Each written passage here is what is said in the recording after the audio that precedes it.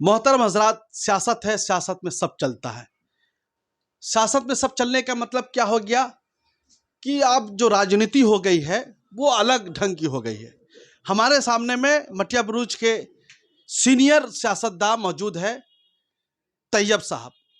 बहुत सारी चीज़ें जानते हैं, 137 के उम्मीदवार भी रहे। हम बगैर कुछ बोले समझे हुए डायरेक्ट उम्मीदवार थे टीएमसी के। 2010 में टीएमसी के उम्मीदवार थे तैयब भाई, मगर अभी तैयब साहब जो है वसीम अंसारी साहब के साथ में है। चलिए हम उनसे भी बातें कर रहे हैं कि क्या लग रहा है, क्या रहेगा 137 में। देखिए 137 में झगड़ा काउंसलर का आवाम से है जी। पहला झगड़ा जो काउंसलर का है, मौजूदा काउंसलर या अभी कोऑर्डिनेटर बोलिए, उनका झगड़ा आवाम से ही है जी। क्योंकि काम वो बोलते काम किए हैं, तो अगर काम किए होते तो कोई दूसरा कैंडिडेट नहीं खड़ा होता। अगर काम हुआ है तो जाके 34 में देखिए, कोई कैंडिडेट ही नहीं है, क्योंकि कैंडिडेट को पता है कि इतना काम किया है कि खड़े होंगे तो जमानत जब्त हो जाएगा, ऐसा मामला। लेकिन वार्ड नंबर 37 में ऐसा है कि काम ये बोले काम किए हैं, अब पब्लिक बोले 19 तारीख आने दीजिए, 21 को आपको काम के साथ आपको भेज देंगे घर। इन्होंने काम किया ही नहीं है, ये सिर्फ। मगर आप भी तो काउंसलर साहब के साथ, आप तो मशवरा नहीं दिए थे काम करने के लिए। सवाल ये पैदा होता है कि काउंसलर साहब मशवरा किसी का लेते ही नहीं है, इसलिए कि काउंसलर साहब को ऐसा लगता है कि पूरे हिंदुस्तान का सबसे बड़ा पॉलिटिशियन वही है, उनसे बड़ा कोई राजनीति पता नहीं। हमको तो लगता है शायद मोदी साहब भी अगर उनके सामने आ जाए तो फीका पड़ जाएंगे, क्योंकि वो राजनीति में उनसे सीनियर कोई है ही नहीं, सब बच्चा उनके सामने। और दर हकीकत ये है कि उनको सियासत आता ही नहीं है। अगर सियासत आया होता तो आज उनके अगेंस्ट में कोई कैंडिडेट नहीं होता।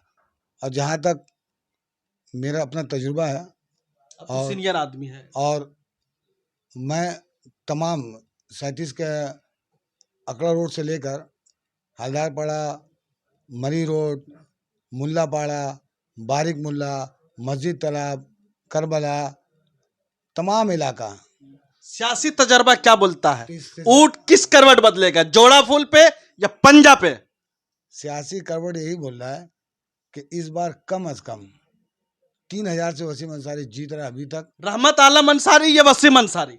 रहमत आलम अंसारी तो कहीं है ही नहीं, है ही नहीं दौड़ में इसलिए नहीं है कि रहमत अंसारी कैंडिडेट है, रहमत अंसारी खुद अपना जी, और वसीम अंसारी कैंडिडेट है आवाम का जी।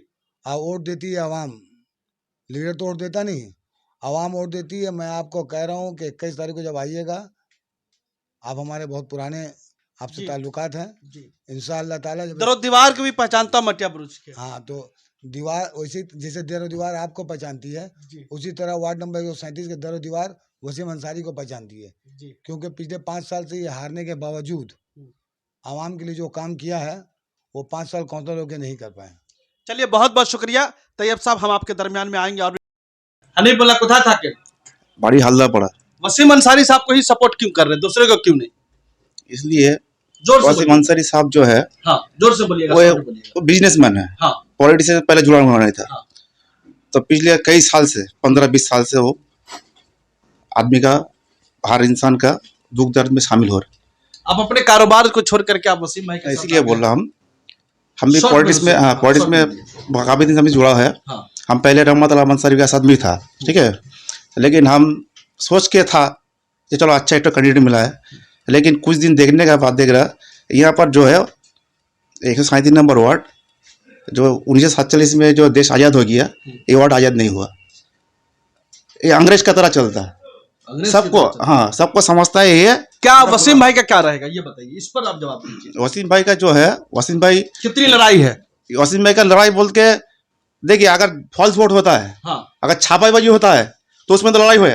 अगर आदमी लड़ाई का मतलब इंतखाबी लड़ाई, मुकाबले की लड़ाई, वो लड़ाई का मेरा मतलब नहीं है। हम आपको ही बोल रहे हैं, हाँ।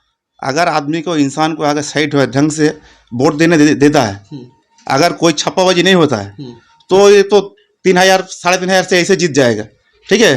लेकिन वसीम अंसारी जो किया है, वसीम अंसारी हर इंसान का साथ में है, हर इंसान का दिल में है, दिमाग में है। चलिए, बहुत हम बात कर रहे थे, बहुत बहुत शुक्रिया।